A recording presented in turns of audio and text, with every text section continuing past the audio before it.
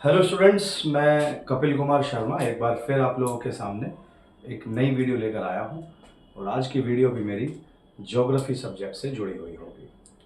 जैसा कि आप सब लोगों को जानकारी है कि मेरी इससे पहले जो वीडियो आप लोगों के समक्ष प्रस्तुत हुई थी, उन सब में मैंने ज्योग्राफी से जुड़ी हुई कुछ महत्वपूर्ण जानकारी आप सब लोगों के साथ साझा की थी।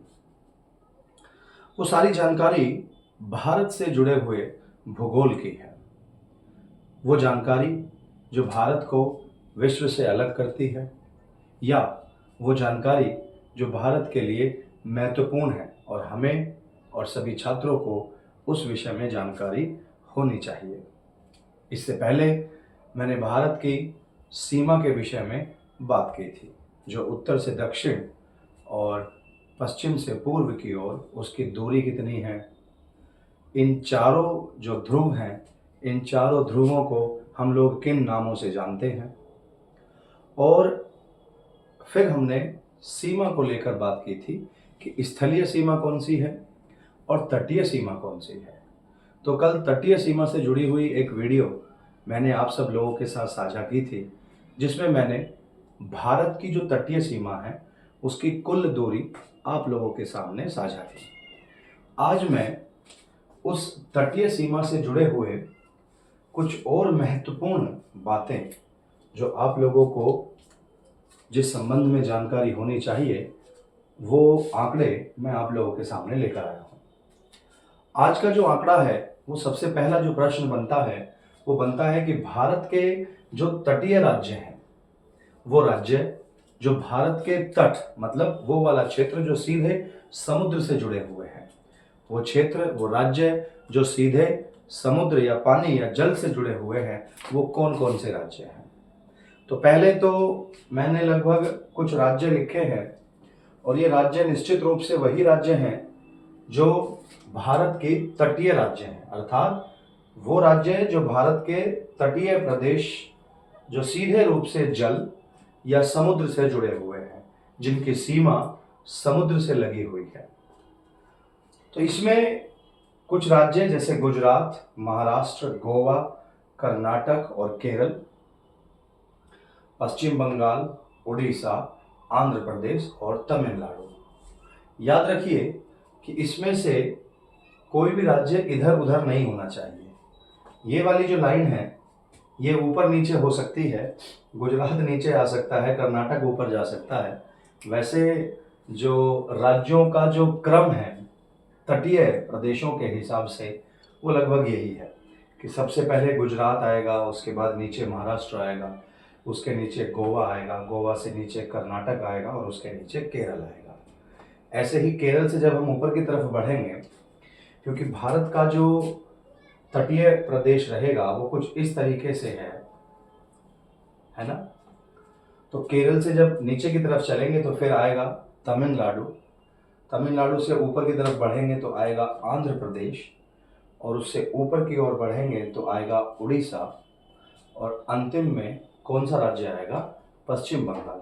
तो ये जो ऑर्डर है वैसे तो बिल्कुल निश्चित रूप से है, परंतु इधर वाले राज्य आपको इधर नहीं मिलाने हैं। ये अलग राज्य हैं, ये अलग राज्य हैं।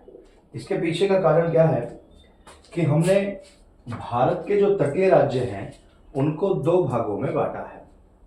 कैसे, कौन कौन से भागों में बांटा है? ये वो राज्य हैं जो भारत के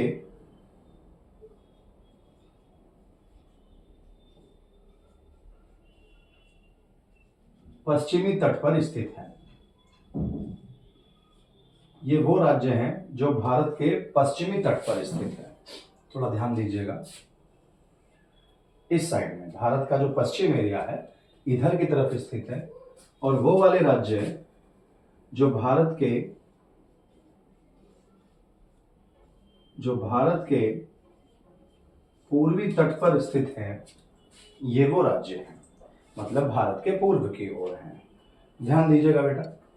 अब आप ऐसा भी समझिए कि अगर एक लंबवत यहाँ एक लाइन खींची जाए, तो कल मैंने आप लोगों को बताया था कि भारत की जो स्थिति है वो हिंद महासागर के केंद्र में है, हिंद महासागर के केंद्र में है। और केंद्र के दो तरफ अगर हम पश्चिमी घाट की तरफ बात करें, पश्चिमी तट की ओर बात करें, तो इधर अरब सागर आता है, जबकि पूर्वी तट की ओर की बात करें तो इधर बंगाल की खाड़ी आती है।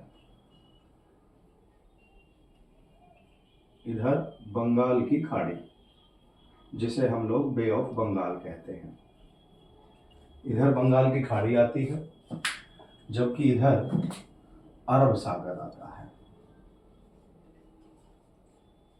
जिसे अरेबियन सी बोलते हैं। ये तो जो भारत के तटीय राज्य हैं, जिनकी सीमा सीधे रूप से समुद्र से जुड़ती है, समुद्र से मिलती है, उन राज्यों को हम लोग तटीय राज्य कहते हैं। इन तटीय राज्यों को दो भागों में विभाजित करते हैं, पश्चिमी तट पर स्थित और पूर्वी तट पर स्थित। पश्चिमी तट पर 5 राज्य हैं, गुजरात, महाराष्ट्र, गोवा, कर्नाटक और केरल। जबकि पूर्वी तट पर 4 राज्य स्थित हैं, पश्चिम बंगाल, उड़ीसा, आंध्र प्रदेश और तमिलनाडु।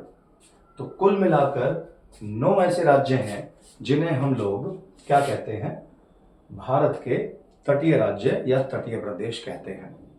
इन तटीय प्रदेशों से जुड़े हुए, इन तटीय राज्यों से जुड़े हुए कुछ महत्वपूर्ण सवाल, कुछ महत्वपूर्ण प्रश्न जो सीधे रूप से किसी भी प्रतियोगी परीक्षाओं में पूछे जाते हैं या किसी भी बोर्ड परीक्षाओं में सीधे रूप से पूछे जाते हैं, उसकी जानकारी आप लोगों को मुख्य रूप से होनी चाहिए।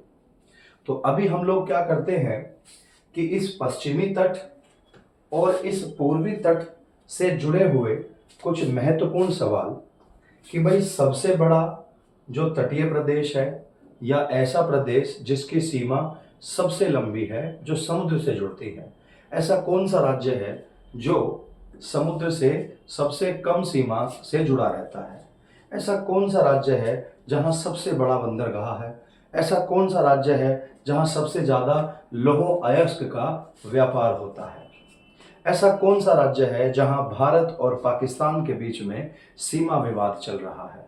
तो अब इसी वीडियो को हम लोग आगे बढ़ाते हैं और जानकारी प्राप्त करते हैं कि भाई ऐसे कौन कौन से राज्य हैं जहां इस तरह के क्वेश्चन बन सकते हैं और जिनकी जानकारी आप लोगों को मुख्य रूप से होनी चाहिए। आप इसको नोट कर लीजिए, मैं तब तक आगे से हट जाता हूं।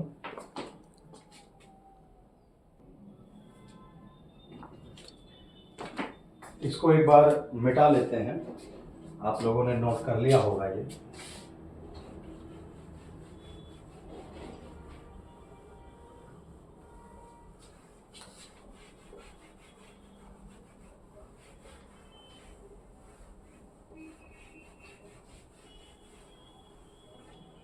अब इसको आप थोड़ा सा और आगे की तरफ समझिए कि जो भारत के तट हैं वो 2 भागों में डिवाइड किए, एक पश्चिमी तट और एक पूर्वी तट। अब इस पश्चिमी तट पर मैंने लगभग कितने राज्य बताए आपको, 5 राज्य बताए। पूर्वी तट पर कितने राज्य बताए, 4 राज्य बताए। तो पहले जो बात करते हैं वो पश्चिमी तट की करते हैं। पश्चिमी तट व्यापार के रूप से, पेट्रोलियम के रूप से, अर्थात संसाधन के दोहन के रूप से बहुत महत्वपूर्ण है। और इस पश्चिमी तट पर आने वाले जो राज्य हैं वो भी व्यापार की दृष्टि से बहुत महत्वपूर्ण है। इसी वीडियो में धीरे धीरे आगे हम लोग बात करेंगे कि पूर्वी तट जो है वो किस रूप से महत्वपूर्ण है। तो अभी पूर्वी तट की बात बाद में करते हैं, पहले पश्चिमी तट को थोड़ा सा डिस्कस कर लेते हैं।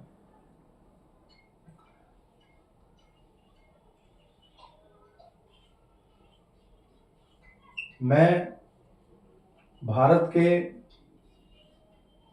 तटीय राज्य के बारे में बात कर रहा था और भारत के तटीय राज्य को 2 भागों में विभाजित किया जाता है, पश्चिमी तट और पूर्वी तट। तो पहले बात करते हैं हम लोग पश्चिमी तट के। अच्छा, पश्चिमी तट में टोटल पश्चिमी तट को 4 भागों में विभाजित किया गया है। तो पहले उसके नाम जान लेते हैं। पहला जो भाग है वो है काकरापार तट,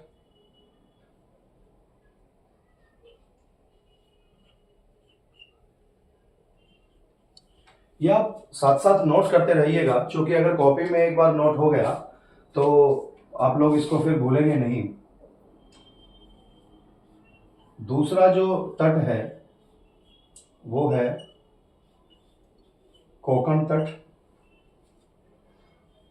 नंबर तीसरा है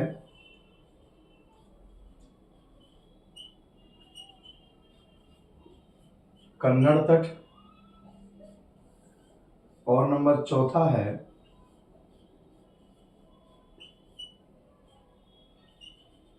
मालाबार तट। तो ये चार प्रकार के जो तट हैं, ये वो तट हैं जो पश्चिमी तट पर पाए जाते हैं। अर्थात पश्चिमी तट को हमने लगभग 4 भागों में विभाजित किया गया है, मतलब 4 भागों में उसे हमने विभाजित किया है। और वो 4 भाग कौन कौन से हैं? काकरापार तट, कोंकण तट, कन्नड़ तट और लास्ट है मालाबार तट। वैसे तो व्यापार की दृष्टि से ये चारों ही तट बहुत ही महत्वपूर्ण है, परंतु यहाँ काकरापार तट और मालाबार तट प्रतियोगी परीक्षाओं के लिए बहुत महत्वपूर्ण है, क्योंकि सीधे रूप से प्रश्न वो यहीं से बनते हैं। तो पहली जो बात करते हैं वो पहली बात करते हैं हम लोग काकरापार तट की। थोड़ा ध्यान देते रहिएगा बेटा साथ साथ। काकरापार तट को अगर हम लोग एक्सप्लेन करने की कोशिश करें तो इसके बारे में मैं आपको बताना चाहूंगा कि यह जो तट है ये गुजरात का तटीय प्रदेश है।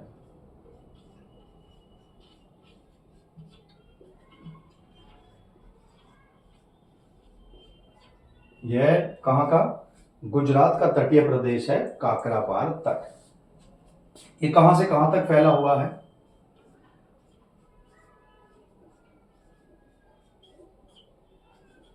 ये गुजरात से दमन व दीव, तक फैला हुआ है। तीसरी जो महत्वपूर्ण बात है इसके लिए, काकरापार तट के लिए, वो क्या है? यह भारत का सबसे लंबा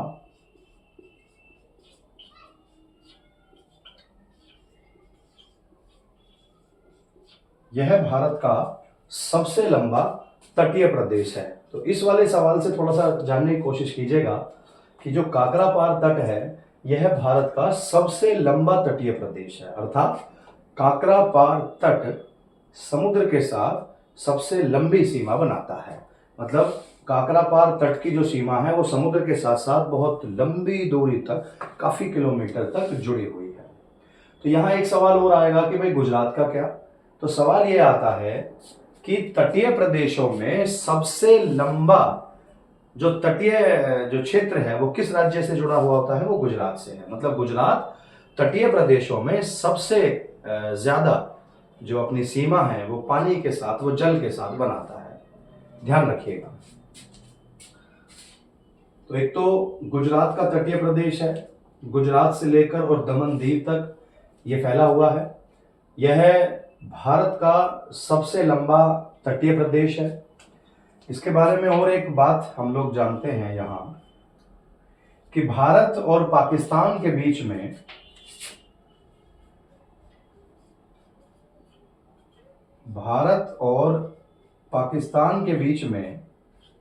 एक सीमा विवाद चल रहा है।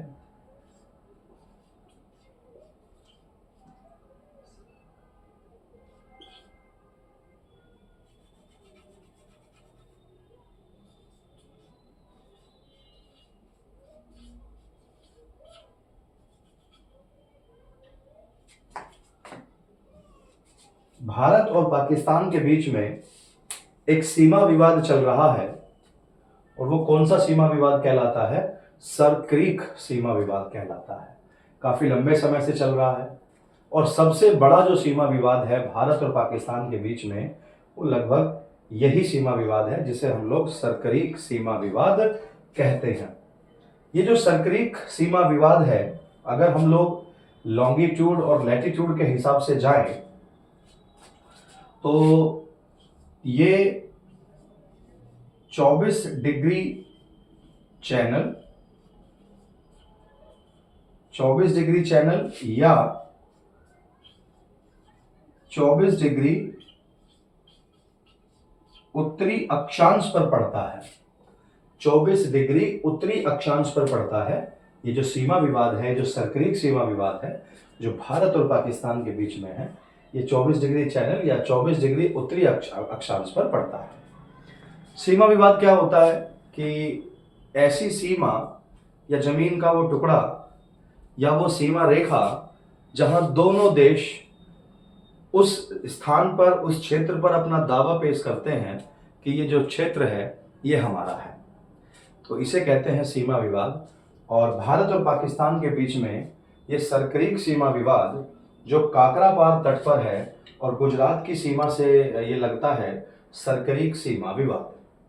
तो ये जो पॉइंट है ये आप नोट करते रहिए साथ साथ। मैं आगे से थोड़ा हट जाता हूं, ध्यान दीजिएगा बेटा। उम्मीद है कि आप लोगों ने ये सब चीजें देख ली होंगी।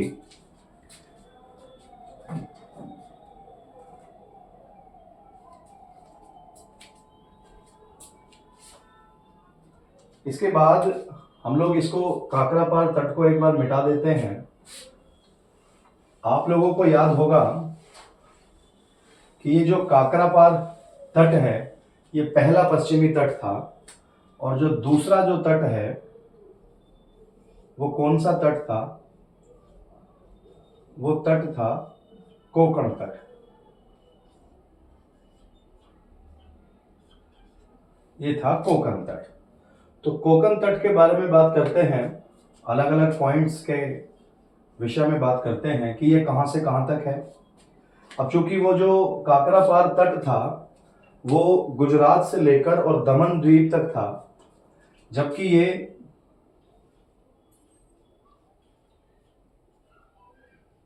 दमन द्वीप से लेकर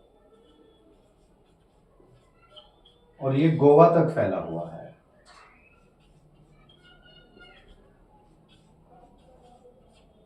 है ना। नंबर दूसरा जो है, इसे या यह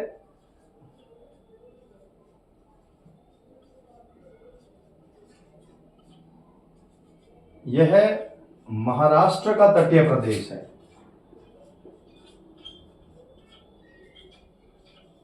कहां का तटीय प्रदेश है ये? यह महाराष्ट्र का तटीय प्रदेश है। मुख्य रूप से अगर हम लोग बात करें यहां इस तटीय प्रदेश पर, अगर व्यापारिक रूप से देखा जाए तो एक बंदरगाह स्थित है।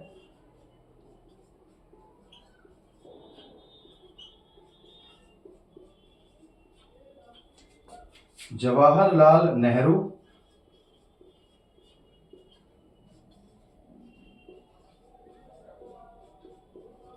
बंदरगाह स्थित है। यह भारत का सबसे आधुनिकतम बंदरगाह है।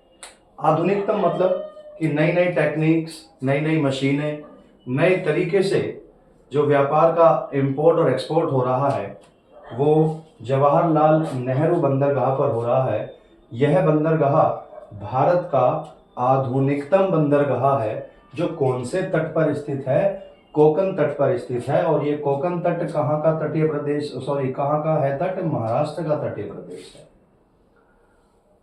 जवाहरलाल नेहरू बंदरगाह से भारत का सबसे अधिक व्यापारिक आदान प्रदान होता है। ये आप याद रखिएगा कि भारत का जो सबसे अधिक व्यापार अगर कहीं होता है, एक्सपोर्ट इंपोर्ट का जो काम होता है, या भारत में एक स्थान से दूसरे स्थान तक जो सामान की आवाजाही होती है, वो कौन से बंदरगाह से होती है? जवाहरलाल नेहरू बंदरगाह से होती है। इस जवाहरलाल नेहरू बंदरगाह के बारे में आप लोगों को मैंने बताया कि आधुनिकतम बंदरगाह है जो कहाँ पर स्थित है। या तो आप कह सकते हैं कोकण तट पर स्थित है, या आप कह सकते हैं कि ये महाराष्ट्र में स्थित है। इसके बाद इस तट से जुड़ा हुआ एक और महत्वपूर्ण जो पॉइंट है वो ये है कि ये वो तट है जहां भारत का, मैं केवल भारत की बात कर रहा हूं, भारत का सर्वाधिक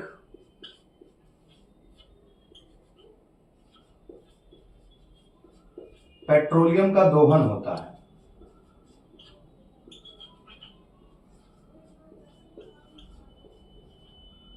पेट्रोलियम का दोहन होता है। ध्यान दीजिएगा बेटा, दोहन मतलब उत्पादन तो नहीं कह सकते, क्योंकि वहां की जो भूमि है वहां पेट्रोलियम उत्पाद नीचे पाए जाते हैं जिनका सरकार के द्वारा कच्चे तेल का वहां से दोहन किया जाता है। अब कब कच्चा तेल वहां से दोहन होता है तो वो सर्वाधिक होता है, थोड़ा सा ध्यान दीजिएगा। भारत का सर्वाधिक पेट्रोलियम का जो दोहन है वो एक स्थान है बॉम्बे हाई।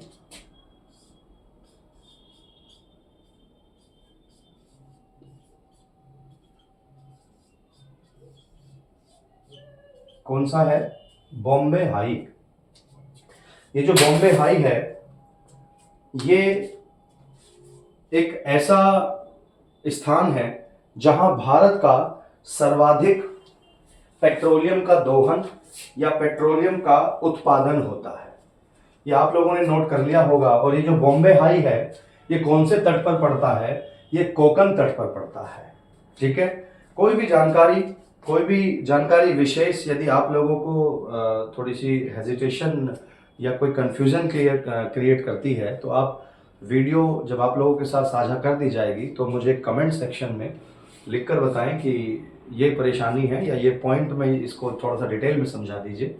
एक स्टूडेंट ने मुझे डायरेक्ट पूछा है, कुछ जानकारी दी है, सॉरी एक जानकारी प्राप्त करने की कोशिश की है कि जो कर्क रेखा है उसके बारे में मैंने बताया था कि वो भारत के बिल्कुल बीचों बीच से होकर गुजरती है। अब चूंकि राज्यों का जिक्र हो रहा था तो मैंने अब ये सवाल बीच में आप लोगों के समक्ष उठाया है। उस स्टूडेंट ने पूछा है कि भैया जब भारत के बिल्कुल बीचों बीच में कर्क रेखा होकर जाती है जो कि पश्चिम से पूर्व की ओर जा रही है, तो ये रेखा किन किन राज्यों से होकर गुजरती है? तो उन राज्यों के विषय में भी मैं एक वीडियो, छोटी सी वीडियो जरूर बनाऊंगा जिसमें आपको बताऊंगा कि कर्क रेखा भारत के किन किन राज्यों से होकर गुजरती है। आप लोग इसको एक बार नोट कर लीजिए अपनी कॉपी में।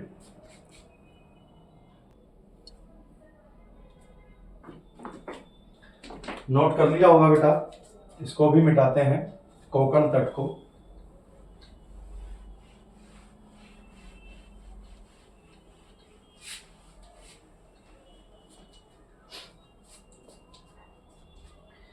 तीसरा जो तट है वो है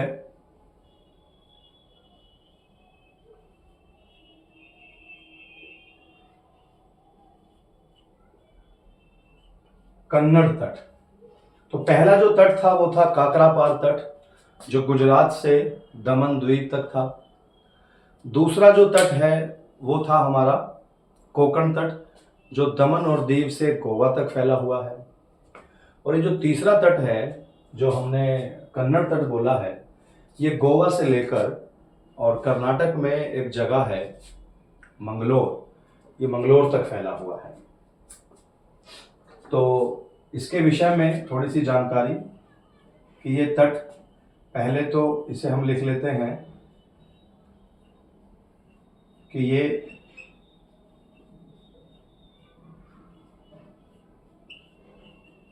कर्नाटक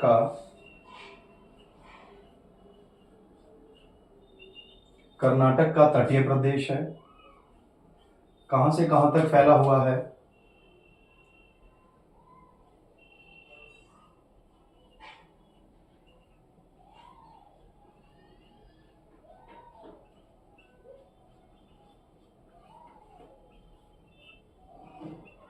गोवा से मंगलोर तक फैला हुआ है। नोट करते रहिए बेटा साथ साथ।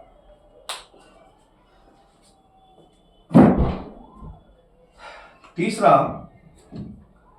कि भारत में सबसे अधिक लोह अयस्क, लोहे के अयस्क का या लोहे का जो व्यापार है वो कौन से बंदरगाह से होता है।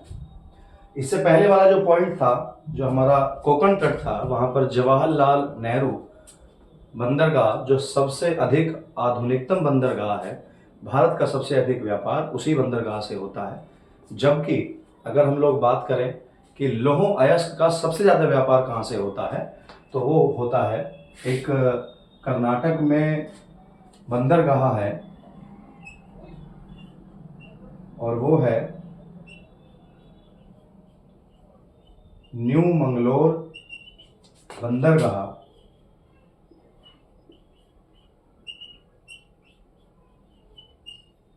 न्यू बंगलोर बंदरगाह, और ये जो न्यू मंगलोर बंदरगाह है ये कहाँ पर स्थित है?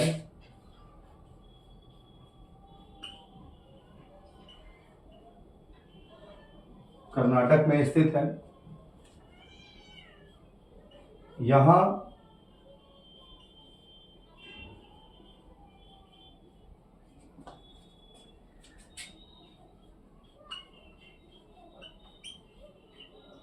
लौह अयस्क का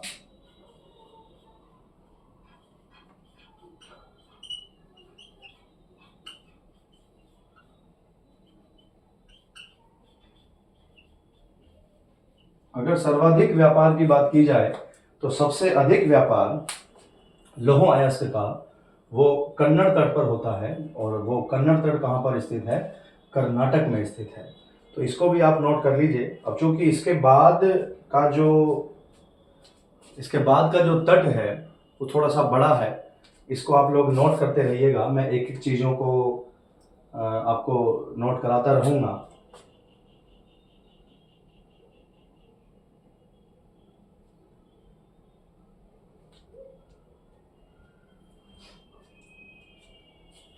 मिटा देते हैं इसको बेटा।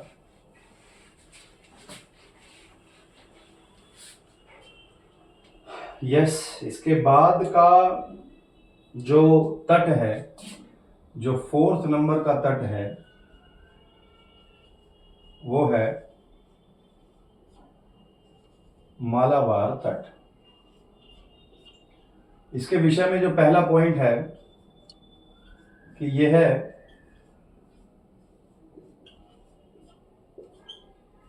केरल का तटीय प्रदेश है।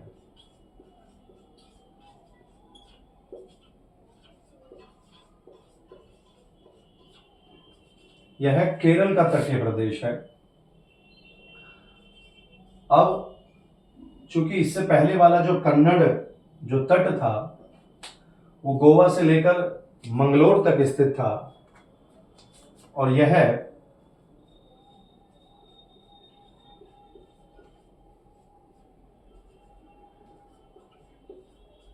मंगलोर से केरल तक स्थित है। तीसरा जो पॉइंट है वो ये है कि भारत में अगर मानसून की बात की जाए कि भारत में मानसून सबसे पहले कौन से तट पर आता है, तो आप बताएंगे कि वो मालाबार तट पर आता है। ध्यान से,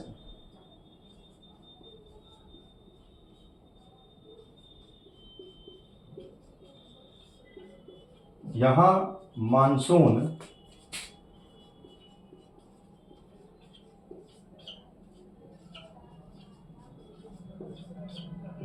सबसे पहले आता है। नोट करिए बेटा, यहां मानसून भारत में सबसे पहले आता है। ये पश्चिमी तट है। मानसून भी यहाँ दो तरह के हैं, एक ग्रीष्म ऋतु का, या तो एक ग्रीष्म मानसून या ग्रीष्म ऋतु का मानसून, या शीत ऋतु या शीत मानसून, ये दोनों अलग अलग हैं। तो अगर हम ग्रीष्म ऋतु की बात करें तो उसका मानसून सबसे पहले पश्चिमी तट अर्थात मालाबार तट पर पहुंचता है, और ये वही तट है जहां ये मानसून जब एंटर होता है, और ये मानसून पानी कहाँ से अपने अंदर एब्जॉर्ब करता है? ये अरब सागर की ओर से अपने अंदर एब्जॉर्ब करता है पानी को। बादल वहाँ से पानी एब्जॉर्ब करते हैं और इस तट पर एंटर करते हैं, और भारत में जो अंदर बाकी जो राज्य हैं वहाँ तक जो मानसून जाता है वो इसी तट से होकर जाता है। आप लोग जानते होंगे कि कुछ मिट्टियों के कुछ प्रकार होते हैं। तो एक मिट्टी का प्रकार है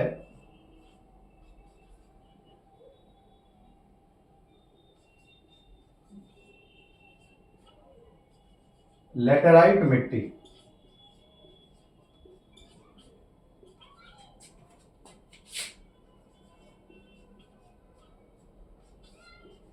लैटेराइट मिट्टी इस तट पर पाई जाती है। नोट करते रहिए बेटा साथ साथ।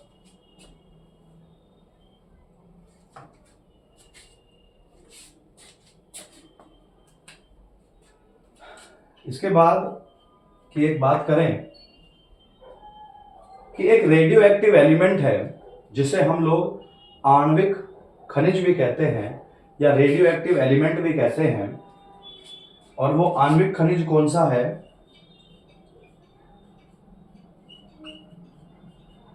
वो आणविक खनिज है थोरियम। वो आणविक खनिज कौन सा है? थोरियम।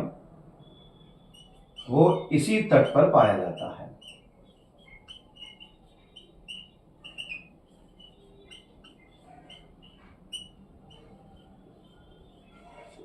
थोरियम या आणविक खनिज यहीं पर पाया जाता है। चूंकि ये केरल का तटीय प्रदेश है तो हम लोग यहाँ एक पॉइंट और लिखना चाहेंगे।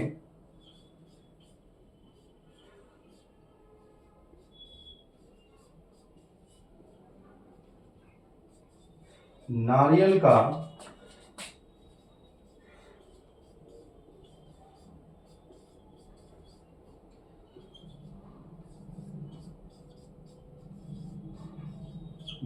का जो सर्वाधिक उत्पादन है वो इसी तट पर पाया जाता है। नारियल का सर्वाधिक उत्पादन इसी तट पर होता है। नोट करते रहिए बेटा साथ साथ।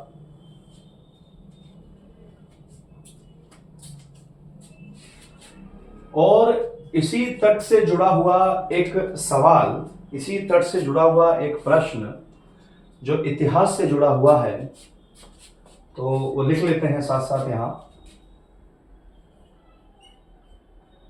एक नील की खेती से जुड़ा हुआ एक आंदोलन हुआ था जिसे या तो नील आंदोलन कहते हैं, और इस आंदोलन को हम लोग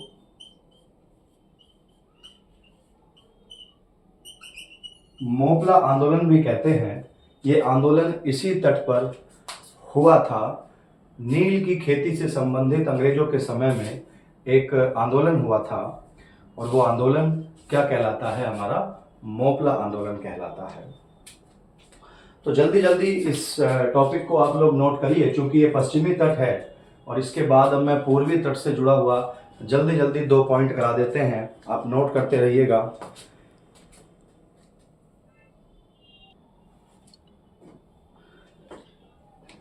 अगली जो बात है या जो पूर्वी तट है उसको समझाने से पहले एक बार मानसून पर 2 मिनट के लिए ध्यान देते हैं। ये थोड़ा सा जल्दी जल्दी वाला काम है। मानसून पर हम लोग डिटेल में वीडियो बनाएंगे, 8-10 वीडियो बनाएंगे मानसून पर।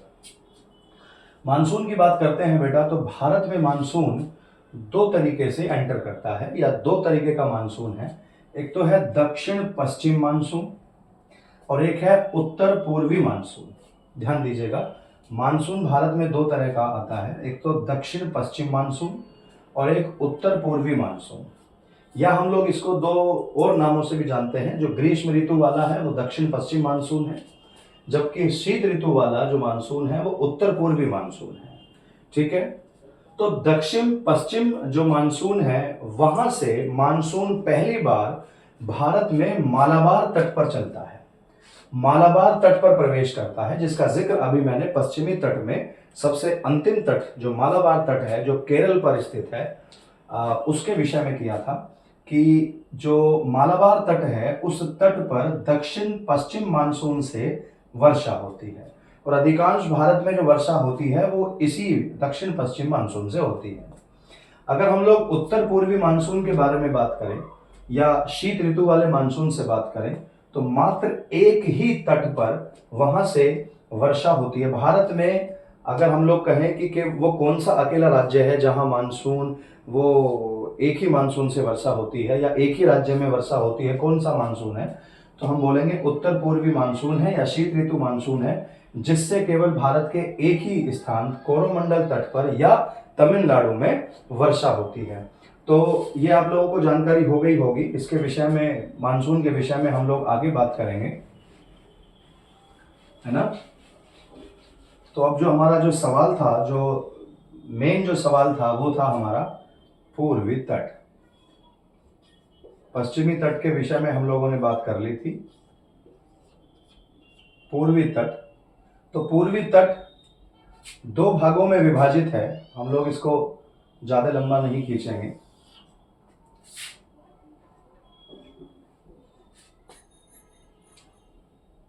एक तो है ये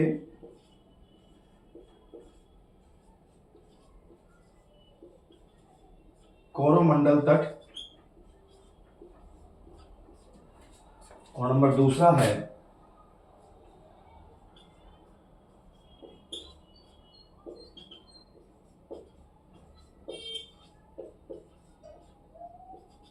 उत्तरी सरकार। ये जो कोरोमंडल तट है ये कहां से कहां तक है?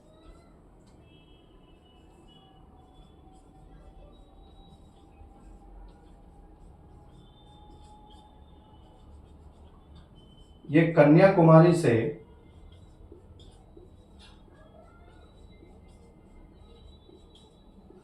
ये विशाखापत्तनम तक है।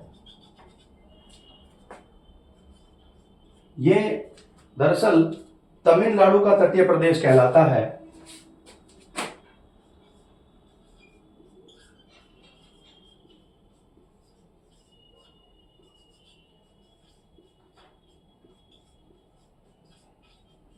तमिलनाडु का ये जो है तटीय प्रदेश कहलाता है। नोट करते रहिए।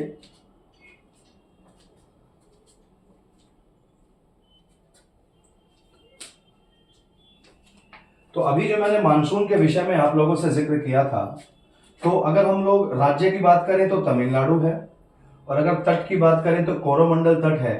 कि उत्तर पूर्वी जो मानसून है वहां से वर्षा, उत्तर पूर्वी मानसून से वर्षा केवल भारत के एक ही राज्य में होती है, और वो राज्य कौन सा है? तमिलनाडु राज्य है, या हम लोग कह सकते हैं कोरोमंडल तट है। तो आप लोग इसको नोट करिए। जो पूर्वी तट है वो दो भागों में डिवाइड है, कोरोमंडल तट और दूसरा है उत्तरी सरकार। कोरोमंडल तट कहां से कहां तक है? कन्याकुमारी से लेकर विशाखापत्तनम तक है। ये तमिलनाडु का तटीय प्रदेश कहलाता है, और तमिलनाडु भी एक ऐसा राज्य है जहां केवल उत्तर पूर्वी मानसून से वर्षा होती है, या शीत ऋतु वाले मानसून से वर्षा होती है। और ये जो वर्षा है ये उत्तर पूर्वी मानसून से जो वर्षा आती है वो बंगाल की खाड़ी की तरफ से बादल उठते हैं, वहां से पानी का एब्जॉर्प्शन होता है और अवशोषण करके बादल वहां से बंगाल की खाड़ी से, और तब तमिलनाडु में वर्षा करते हैं। तो यहाँ जो कोरोमंडल तट पर जो वर्षा हो रही है वो बंगाल की खाड़ी से जल का अवशोषण किया जाता है, जबकि दक्षिण पश्चिम जो हमारा मानसून था वहां जो वर्षा होती है वो अरब सागर की तरफ से जो मानसून उठता है वहां से होती है। उत्तरी सरकार के विषय में अगर हम लोग बात करें तो ये पूर्वी तट का एक अंतिम जो तट है, और ये तट विशाखापत्तनम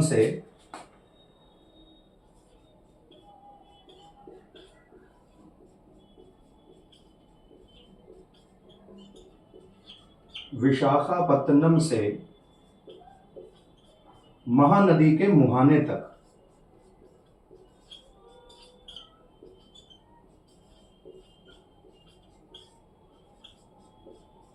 महानदी के मुहाने तक चलता है। नोट करते रहिए बेटा साथ साथ, महानदी के मुहाने तक। ये महानदी के मुहाने लिख दीजिए, या मुहाने तक, या विशाखापत्तनम से ये महानदी का मुहाना कहां है? ये उड़ीसा में देखने के लिए मिलता है। उड़ीसा, विशाखापत्तनम से उड़ीसा या महानदी के मुहाने तक ये उत्तरी सरकार या पूर्वी जो तट है उसका अंतिम जो छोर है वो यहाँ तक जाता है। तो आज की जो वीडियो थी बहुत सारे छात्रों के लिए हो सकती है महत्वपूर्ण, और इस महत्वपूर्ण जानकारी को मैंने थोड़ा जुड़ाकर और आप लोगों के समक्ष प्रस्तुत किया है। इस वीडियो से संबंधित किसी टॉपिक या किसी प्रश्न उत्तर से संबंधित कोई भी सवाल हो तो आप मुझे मेरी वीडियो में कमेंट सेक्शन में लिखकर ज़रूर बताएं, जिससे मैं उस सवाल का जवाब जल्दी से जल्दी आप लोगों तक पहुंचा सकूं। तो अगली वीडियो का इंतज़ार करते हैं, और लास्ट में एक रिक्वेस्ट फिर से कि इस चैनल को सब्सक्राइब जरूर कर दें और संभवतः अपने फ्रेंड्स के साथ में इसको शेयर कर दें। तो अगली वीडियो का इंतज़ार करते हैं, तब तक के लिए धन्यवाद एंड नमस्कार।